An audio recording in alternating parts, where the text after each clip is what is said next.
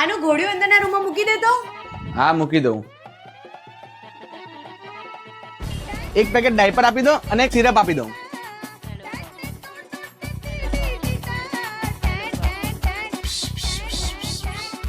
લા કરનેલા આ રોવે છે ને તું સૂતો છે, એને રમાડ થોડી વાર, હું થોડું કામ પતાવી દઉં. હા